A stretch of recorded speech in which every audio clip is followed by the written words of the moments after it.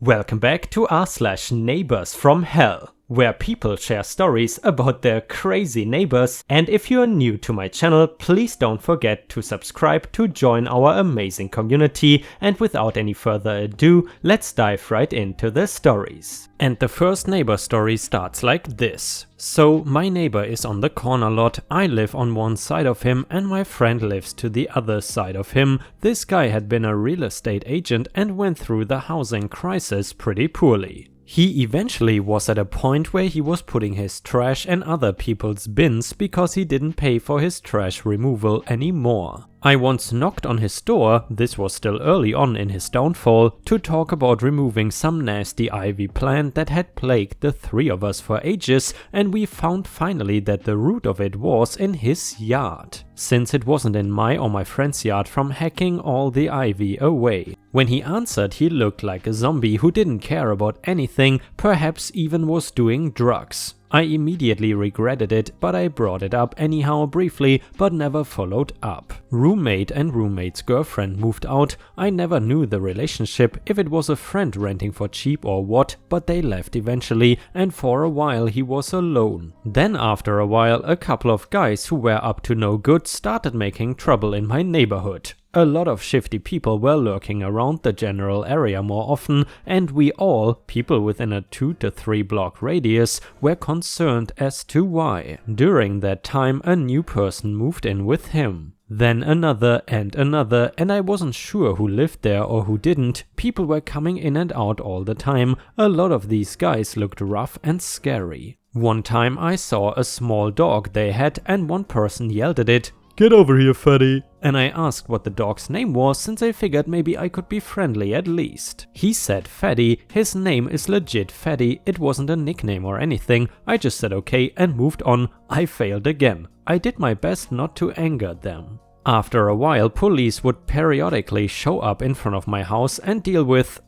stuff. I often saw women sat down on the curb handcuffed while police were around. Selling their own body was the first thing that we found out they did. On other occasions, I would see a lot of people driving up late at night or park outside their house and wait, just wait. Eventually someone would come and there would be an exchange. Found out soon from just observing and seeing a few exchanging openly and clearly that these were drug deals. They had taken up shop selling drugs. There was an old abandoned church behind where we all lived, and I think they likely used that as a drug lab. It had already been used as once and part of it blew up. This was during a time of lots of meth labs in my city before it got cleaned up. I cannot say though if or how they used that space, but I know it was used a lot while all of this was happening. Right now the old church is being torn down and a developer is moving in to put something in its place. They have a pool too. Instead of taking care of it, they would fill it, let it turn rancid and green and drain it. This often led to mosquito swarms. We reported it to the proper people, but they did not give a crap about it. All they did was make a visit and tell them to fix the issue, because Jesus, that will work. Anyhow, as they kept draining and filling the pool, I guess they got somewhat poor again, so they came all the way to our front yard, attached a hose to our water and brought it across our front yard over their side gate and into their backyard to fill the pool. We live in California and this was during the early parts of the drought. Sadly, this was before they made such acts a federal felony offense. I wasn't home, away for an extended period of time, and my family was too afraid to do anything about that one. By the way guys, my apologies if you can maybe hear some rain on the recording, but for some reason I cannot 100% remove it. Also my apologies if my voice maybe sounds a little bit different today, but I just ate some super spicy papaya salad, so for some reason that really impacts your voice. Anyway, on 2 occasions they stole our mail, so my friend and I both installed mailboxes with a lock so it could no longer be stolen. We also both installed security cameras as well. Interestingly enough, the bad neighbors also installed cameras. I think their own scummy people were probably stealing from them too. There was this one girl named Elizabeth who kept jumping into our yard from the back area where the old church was. We have a hill and it ends in a retaining wall, so there is a gate to get down safely, as we have a fence built up to keep the dog from jumping up on the hill. She kept trying to get us to let her into our backyard and through to the front. She was a super strung out druggie, harmless though. More towards the end of their reign of terror, lots of different really nice cars started showing up. I was pretty sketched out by that of course too. Tons of random guys would show up in these nice cars and then they would get picked up and leave the cars there. In the back every so often they would bring a vehicle into the back. Came to find out they were fencing stolen cars and selling them to chop shops too for extra money. One evening I was out in the front on my phone talking with my grandma. After a few minutes I noticed some police pull up. Then I realized there was already a police vehicle parked out front and then I saw it. A cop in full tactical gear and with a shotgun moving across the street towards my neighbor's house. He was yelling, "Put your hands up and cross the street slowly!" And I saw one of the scumbags complying and another running. I of course went inside and told my grandma in case they decided to jump the fence, come in and hold me hostage or something. Thankfully that did not happen. 2 days later I saw a huge truck stacked over the top with junk and furniture. I called my friends in excitement. I told him I think that after what happened they are gone. Turns out yes, they were evicted and the bank took back the house because of payment delinquency. Then the cops showed up the second day of clearing stuff because a couple of them came back to try and steal and salvage some stuff after being told not to trespass, and they were promptly arrested for theft and trespassing. Later found out they were filming adult movies in the house too. There was also apparently a lot of strong boxes hidden in walls, the attic and other places where I assume money and drugs were hidden. There may still be some money stashes in there somewhere for all I know. So that is my story. Now a slimy guy from the bank is renovating it and trying to sell it off. It looks great now, but I don't like him. Oh well, at least he won't stab me. Now there are tons of kids playing in the street, laughing, dogs, people leave their garage doors open again, walk around, chat together, and it feels like it did when I was much younger. For a long time they had on their own shut our community down and now it thrives with life. I have other stories of other neighbors, but for now that will suffice. I swear I live in a decent area, but lots of nuts things have happened near me. I think it is just my curse. Well guys, I mean, you can say what you want about these criminal neighbors, but at least they were really busy. Honestly, if they would have put that, let's just say, entrepreneurial spirit into legal activities, these guys might have been successful. Unfortunately, it was all just criminal, illegal BS, so they definitely got what they deserved in the end. Have you ever had any neighbors who were outright criminals? Let us know in the comments. And the next one starts like this. Certain regions of San Francisco can be best described as suburbs with metropolitan delusions. Many of the so-called apartments that you will find in those areas are little more than basements or garages that have been converted into living spaces, often by employing some rather creative geometry. I lived in one of these units, in-laws as they are called, for about 2.5 years, and during the latter half of that time, a too thin wall made me unwitting witness to both the beginning and the end of a marriage. The people in question, Mary and Aaron, were a tall red-headed woman and a short Asian fellow, both of whom were supposedly devout Mormons. Their marriage announcement website, which my girlfriend discovered by googling our neighbors shortly after they moved in, offered a fairy tale-like retelling of their meeting and their courtship, which seemed to have taken only a handful of months. It was also revealed that neither of the newlyweds have ever lived on their own before, that neither of them were employed, and that their rent was being paid via a joint effort by their parents. Still, they were in love, a fact which they proved time and time again with their obnoxiously loud intercourse. This is not the disturbing part, but I feel a certain compulsion to explain the sound of this aforementioned lovemaking. It would always begin with a long, slow moan being offered by the young woman and then grow in volume as her husband found his voice. Before long, his grunting noises would be the only ones audible, and anyone who happened to overhear would find themselves wondering if he was enjoying himself, crying, or trying not to throw up. Each session would end with Mary asking a muffled question, Aaron responding with harsh laughter, and then the telltale whine of their shower turning on.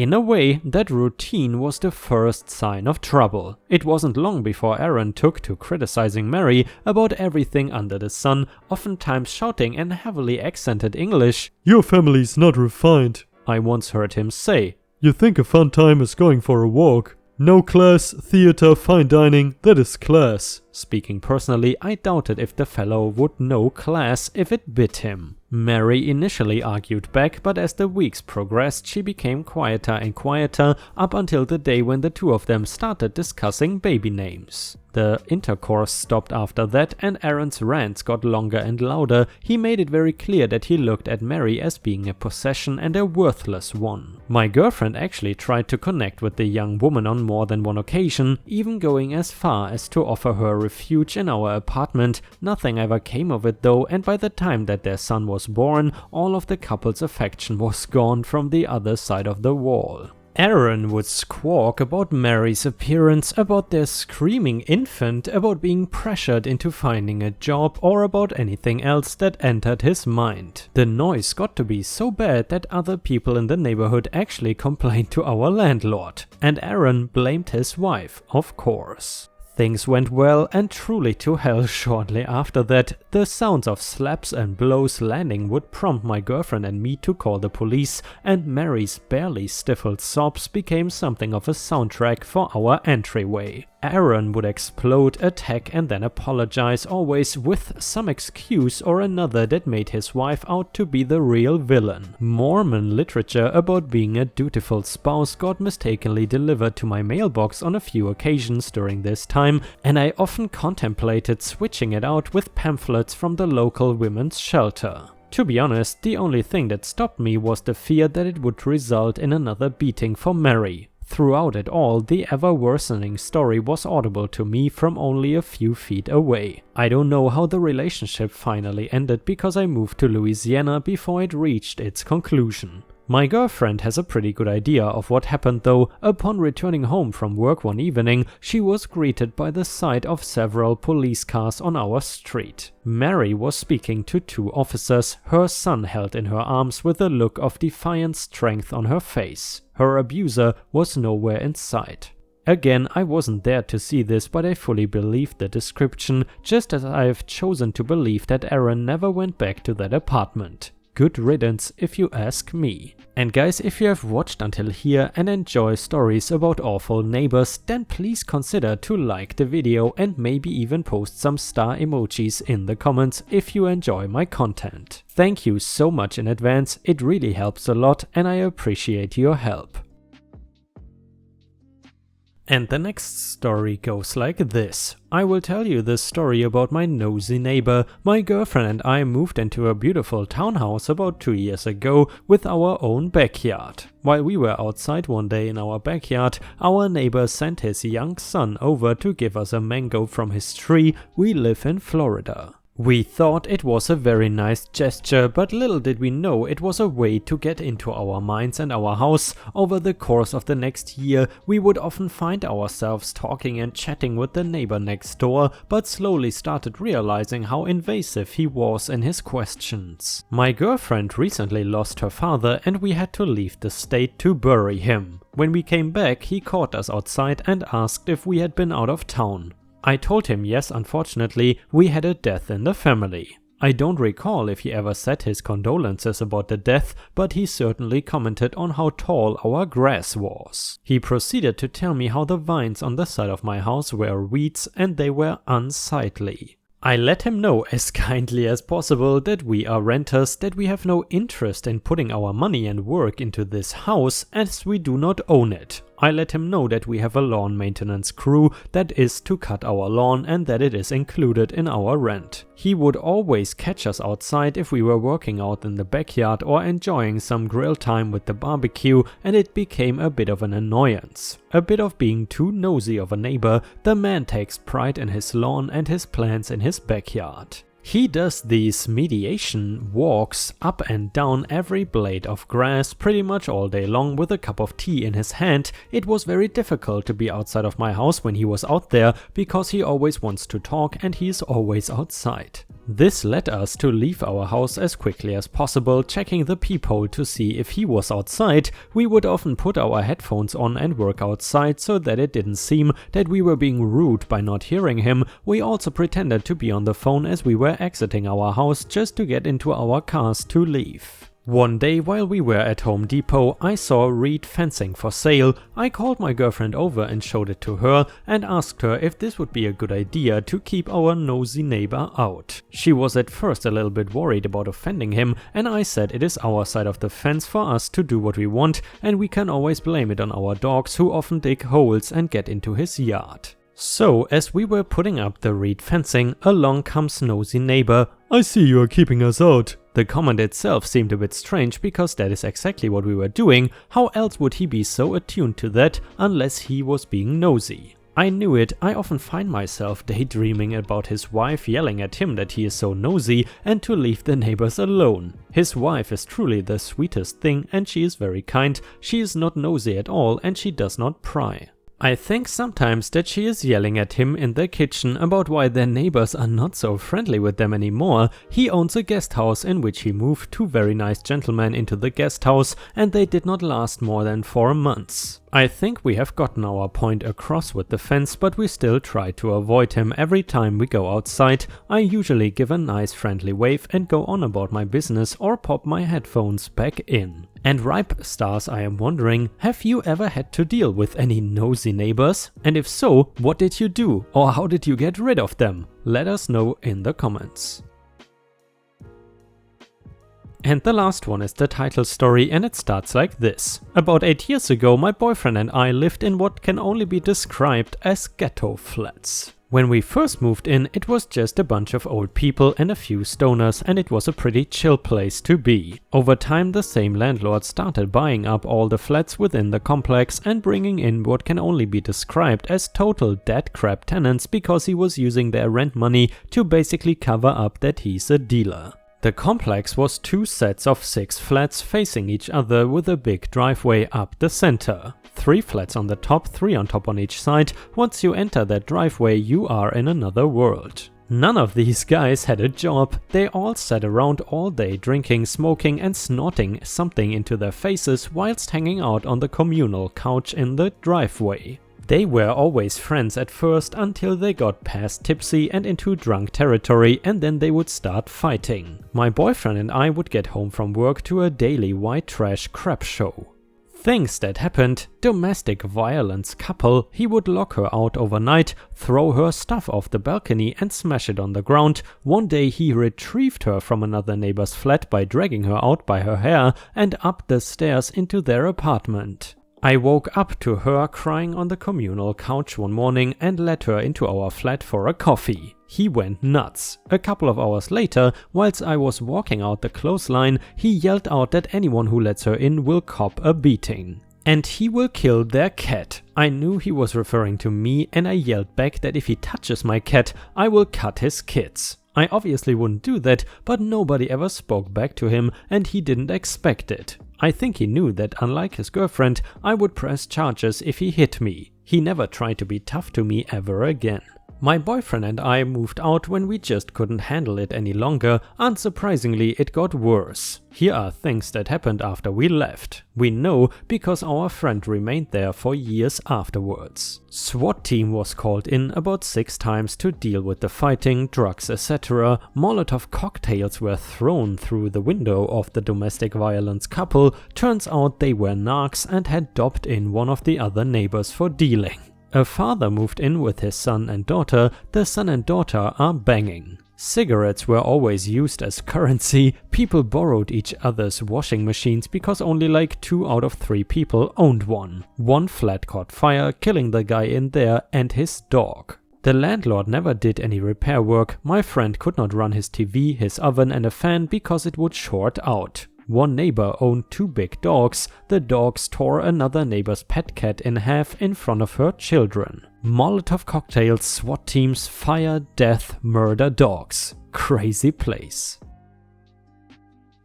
And guys, unfortunately, we have already reached the end of the video. I hope you enjoyed today's stories, and if you haven't already, please also go to patreon.com/ripeyoutube, where I upload exclusive Reddit videos starting at just $3 a month. This is a great way to support me in case you are interested, and the chance for me to become independent from YouTube revenue. Thank you so much for watching. Please don't forget to subscribe and like the video, and I hope to see you again tomorrow.